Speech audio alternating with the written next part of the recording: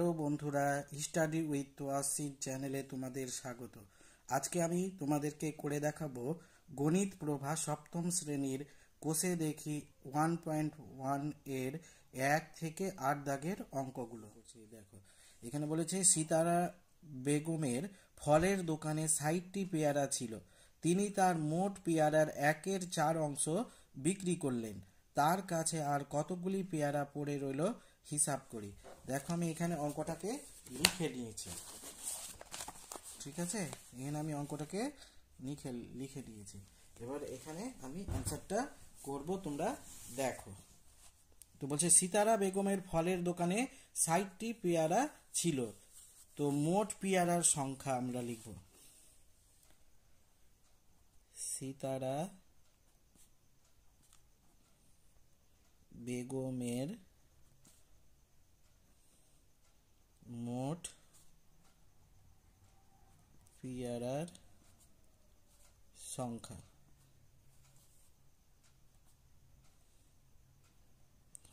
সমান 60টি। তারপর হচ্ছে তিনি তার মোট পেয়ারার এত অংশ বিক্রি করলেন। অতএব তিনি বিক্রি করলেন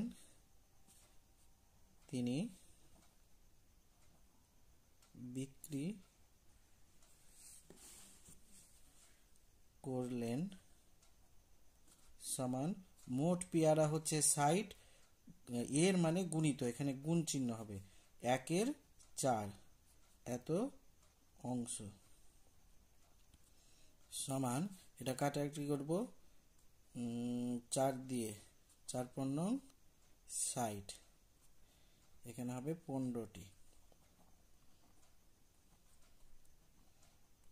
ঠিক আছে, তার কাছে আর কতগুলি পেয়ারা পড়ে রইবে। অতএব তার কাছে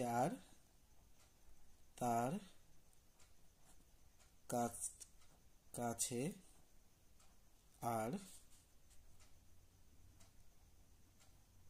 পেয়ারা পড়ে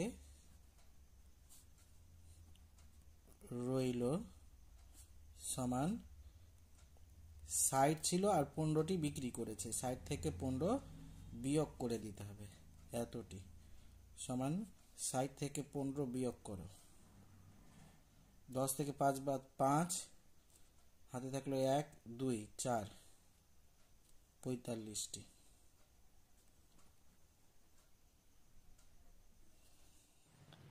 এইবার দেখো 2 দাগের অঙ্কটা কি বলছে। বলছে মা আমাকে 60 টাকার 5/6 অংশ এবং দাদাকে 45 টাকার 7/9 অংশ দিয়েছেন।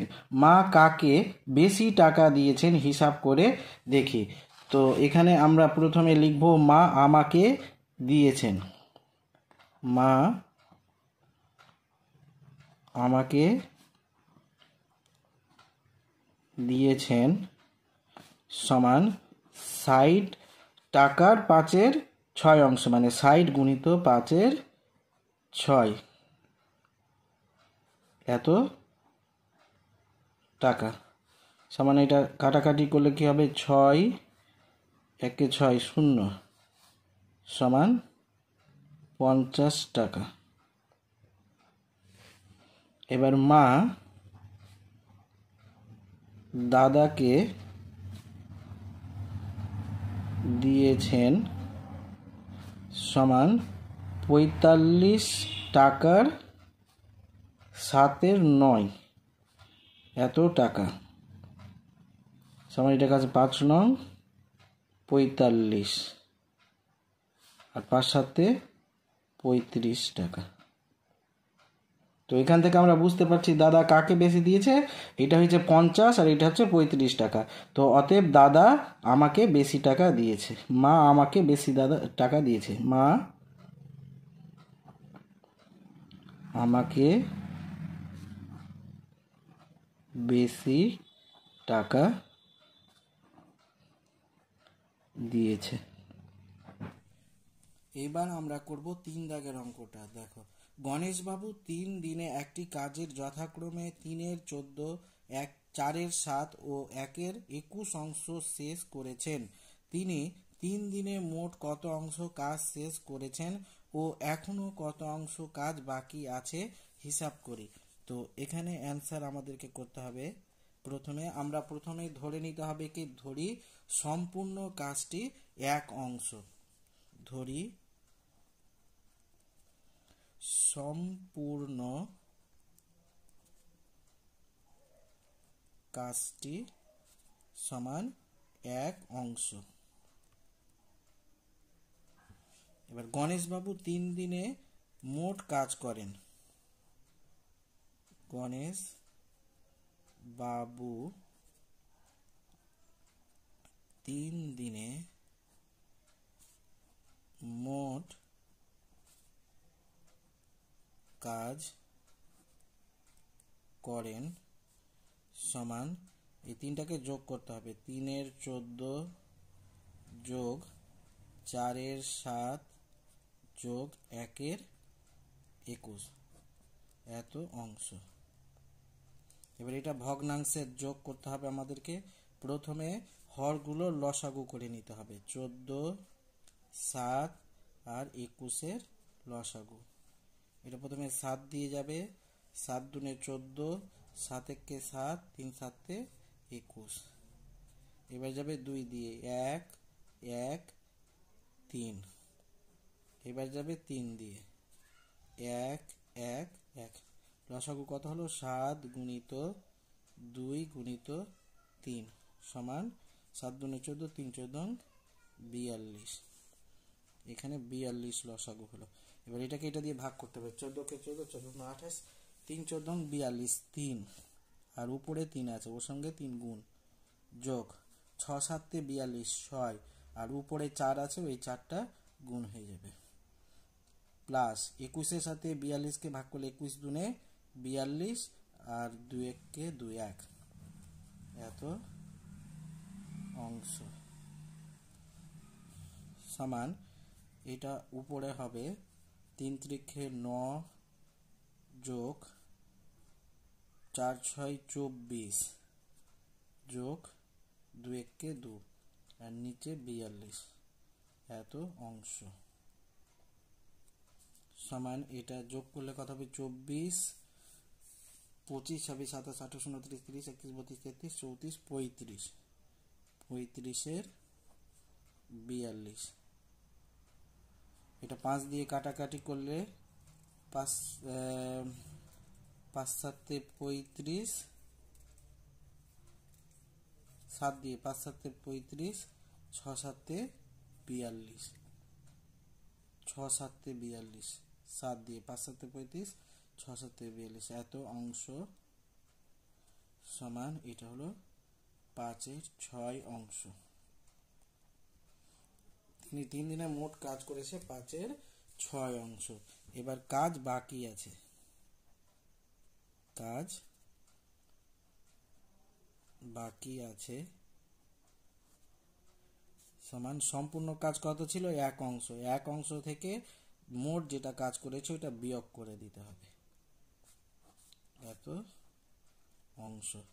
এবার এটা ভগ্নাংশের বিয়োগ করতে হবে, 6 লসাগু, এখানে 6 বিয়োগ 6-কে 6 5, এত অংশ সমান, এইটা হবে 6 থেকে 5 বাদ দিলে 1-এর 6 অংশ। এটাই হয়ে গেল অ্যান্সার। এইবার আমরা করব 4 দাগের অঙ্কটা। দেখো বলছে, একটি বাসের দৈর্ঘ্যের 1-এর 3 অংশে লাল রং, 1-এর 5 অংশে সবুজ রং ও বাকি 14 মিটারে হলুদ রং দিয়েছে। বাসটি কত মিটার লম্বা হিসাব করি। তো বাসটা কত মিটার লম্বা আছে আমরা জানি না, সেটা হিসাব করতে হবে।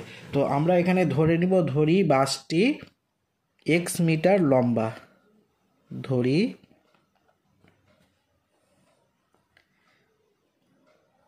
বাসটি x মিটার লম্বা,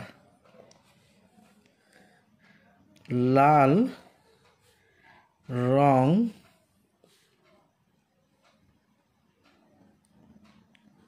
দিয়েছে সমান বাসটির মোট দৈর্ঘ্যের 1/3 মানে বাসটির মোট দৈর্ঘ্য হচ্ছে x গুণিত 1/3 এত মিটার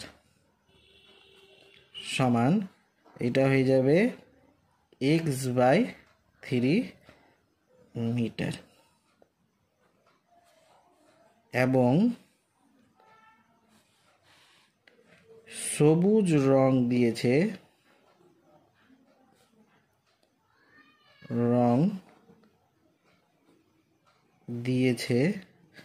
সমান x গুণিত 1/5 মিটার সমান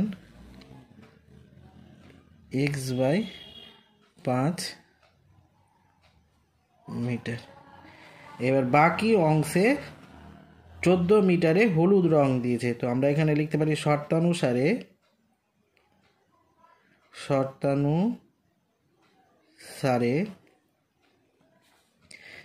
x বিয়োগ x/3 যোগ x/5 সমান 14। এবার এটাকে হিসাব করব, বা x মাইনাস এটাকে ভগ্নাংশের যোগ করব। 3×5 = 15, 3×5 = 5x প্লাস 3×5 = 3x সমান 14, বা x মাইনাস 5, 6, 7, 8 8x/15 সমান 14, বা এটা হল 15x বিয়োগ 8x সমান 14, বা 15 থেকে 8 বাদ দিলে কত হবে? 8, 9, 10, 11, 12, 13, 14, 15, 7 মানে 7x/15 সমান 14, বা কোনাকুনি গুণ করলে 7x সমান 14 গুণিত 15, বা x সমান হবে 14 গুণিত 15/7, 7 দুনে 14। অতএব x সমান আমরা পেলাম 15 দুনে 30। অতএব বাসটি 30 মিটার লম্বা। বাসটি 30 মিটার লম্বা। অ্যান্সার। এবার আমরা করব 5 দাগের অঙ্কটা। কি বলেছে দেখো, এখানে বলছে একটি খাতার দাম 6 টাকা 50 পয়সা হলে 15টি খাতার দাম কত তা হিসাব করি। তো এখানে অ্যান্সার, এটা একটি খাতার দাম সমান 6.50 টাকা, তাতে 15টি খাতার দাম সমান 6.50 গুণিত 15 এত টাকা সমান, এইটাকে আমরা গুণ করলে কি পাবো? 6.50কে 15 দিয়ে গুণ করতে হবে। 0, 5 5 25, 5 হাতে থাকলো 2, 5 6 30, 31 32 গুণিত 0 5 6 0 5 7 9 1 2 1 2, এটা হবে 97.50 টাকা। অতএব আমরা এখানে পেয়ে গেলাম 15টি খাতার দাম হবে সমান 97.50 টাকা। হয়ে গেল। এবার আমরা করব 6 দাগের অঙ্কটা। এখানে বলছে একটি বাক্সে 12টি চিনির প্যাকেট আছে, প্রতিটি প্যাকেটের ওজন 2.84 কিগ্রা। বাক্স এবং প্যাকেটগুলির মোট ওজন 36 কিগ্রা হলে হিসাব করে দেখি বাক্সটির ওজন কত হবে। তো এখানে আমরা প্রথমে চিনির ওজনটা আমরা বের করে নিব, কয় প্যাকেট চিনি আছে। তো এক প্যাকেট চিনির ওজন হচ্ছে এক প্যাকেট চিনির ওজন সমান 2.484 কিগ্রা। এবার কটা প্যাকেট আছে? 12টা। তো 12 প্যাকেট চিনির ওজন সমান 2.84 গুণিত 12, এত কিগ্রা। এবার 2.84কে 12 দিয়ে গুণ করতে হবে। তো এখানে গুণ করলে হবে 4 দুনে 8, 8 দুনে 16, 6, 4 2 দুনে 4 আর 1 5, 4 1 4, 8 1 8, 2 1 2, 8, 6 আর 4 10 এর শূন্য হাতে থাকলো 1, 9, 10 11 12 13 14, 14 4 হাতে থাকলো 1, 3, 1 2 1 2, এটা হবে 34.08 কিগ্রা। এখানে দেওয়া আছে বাক্স এবং প্যাকেটগুলির মোট ওজন 36 কিগ্রা হলে হিসাব করে দেখি বাক্সটির ওজন কত। তো আমরা এখানে প্যাকেটগুলির ওজন পেয়ে গেলাম। এখান থেকে বাক্স আর প্যাকেটের মোট ওজন থেকে আমরা যদি চিনির প্যাকেটের ওজন বিয়োগ করি তবে বাক্সের ওজনটা পেয়ে যাব। অতএব এখানে লিখব বাক্সটির ওজন। বাক্সটির ওজন সমান 36 বিয়োগ 34.08 কিগ্রা সমান, এবারে বিয়োগ করব 36.00 লিখতে পারি আমরা এখানে 34.08। এটাকে বিয়োগ করলে 10 থেকে 8 বাদ 2, হাতে থাকলো 1, 10 থেকে 1 বাদ 9, হাতে থাকলো 1, 5, 6 থেকে 5 বাদ 1, তো এটা হবে 1.92 কিগ্রা। এটাই হয়ে গেল অ্যান্সার। এবার আমরা করব 7 দাগের অঙ্কটা। দেখো, এক বস্তা চালের পরিমাণের 0.75 অংশের দাম হচ্ছে 1800 টাকা হলে তার 0.15 অংশের দাম হিসাব করি। তো এখানে অ্যান্সারটা আমাদের করব ঐকিক নিয়মে এই অঙ্কটা করতে হবে। তো 0.75 অংশের দাম সমান 1800 টাকা। ঐকিক নিয়মে করলে 1 অংশের দাম সমান এটা হবে 1800 বাই 0.75 টাকা। এবার কত বলেছে? 0.15 অংশের দাম সমান 1800 গুণিত 0.15 উপরে আর নিচে হবে 0.75। এখানে দুটার পরে দশমিক আছে, এখানেও দুটার পরে দশমিক আছে, উঠে গেল। তো এখানে এটা 15কে দিয়ে 5 15 75। এবার এটাকে যদি 5 দিয়ে আমরা ভাগ করি তো হবে 3 5 15 আর 5 6 30, 0, এত টাকা সমান হবে 360 টাকা। এখানে লিখে দিব অতএব 0.15 অংশের দাম হবে সমান 360 টাকা। অ্যান্সার। এবার আমরা করব ৮ দাগের অঙ্কটা। দেখো, অনিতাদি তার জমির পরিমাণের অর্ধেকের 7/8 অংশ নিজের ভাইকে দিয়েছেন এবং বাকি জমি 3 ছেলেকে সমান ভাগে ভাগ করে দিয়েছেন। প্রত্যেক ছেলে কত অংশ জমি পেল তা একটি চিত্রের সাহায্যে দেখাও। তো প্রথমে আমরা অঙ্কটার সমাধান করব, তারপরে চিত্রটা দেখাবো।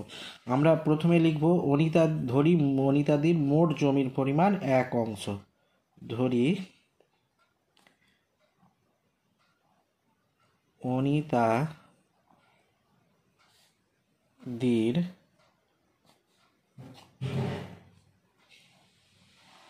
মোট জমির পরিমাণ সমান 1 অংশ। এবার বলেছে নিজের ভাইকে দিয়েছেন, নিজের ভাইকে দিয়েছেন সমান মোট জমি হচ্ছে 1 অংশ, এর অর্ধেকের 7/8 অংশ সমান, এটা হিসাব করলে কত হবে? উপরে 7 আর নিচে 8 দুনে 16, এত অংশ। এবার লিখব বাকি জমির পরিমাণ। বাকি জমির পরিমাণ সমান 1 বিয়োগ 7/16, এত অংশ সমান, এটাকে হিসাব করলে কি হবে? এখানে ভগ্নাংশের বিয়োগ 16 লসাগু, এখানে 16 বিয়োগ 7, এত অংশ সমান 16 থেকে 7 বাদ দিলে হবে 9-এর 16 অংশ। এইটা বাকি জমিটা অনিতাদি তার 3 ছেলেকে সমান ভাগে ভাগ করে দিয়েছে, তো এটাকে 3 দিয়ে ভাগ করে দিতে হবে। তো প্রত্যেক ছেলে কত পাবে? অতএব প্রত্যেক ছেলে জমি পাবে সমান 9/16 ভাজক 3, এত অংশ সমান 9/16, আর এটা ভাগ চিহ্নটা উল্টে যাবে, গুণ হয়ে যাবে, 3-এর নিচে 1 আছে, তো উপরে 1 হয়ে যাবে, নিচে 3, 3 × 9, এত অংশ সমান 3-এর 16 অংশ।